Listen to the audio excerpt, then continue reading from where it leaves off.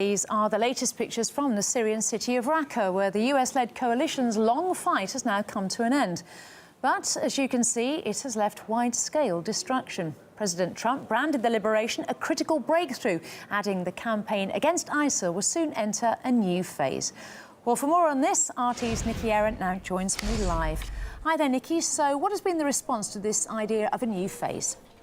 Well, while the liberation of Raqqa is indeed a critical breakthrough in the fight against Islamic State, it brings an end to the 4-month-long siege of the Syrian city, which has acted as a de facto capital and headquarters for Islamic State in Syria. But while the liberation of the city has come at an immense cost, a civilian cost, I should say, human rights groups estimate that almost all of the city's residents have been forced to flee the city, while thousands of residents have been killed in coalition bombings. And this comes as it's believed around 80% of the city now lies in ruins. But little mention of this from the US President Donald Trump, who instead boasted that US military forces had made more progress against Islamic State in the first 9 months of his presidency than it had under his predecessor Barack Obama in the final years of his administration. Also, most curiously, is how Donald Trump mentioned what would be the next phase for the US in Syria, speaking of a political transition. And these comments came as a bit of a surprise to both the Russian side and, of course, to the Syrian government itself.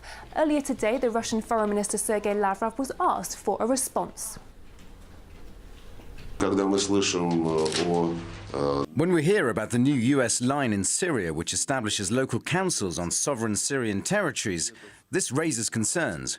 We put this question to Washington and expect to receive an honest and clear answer.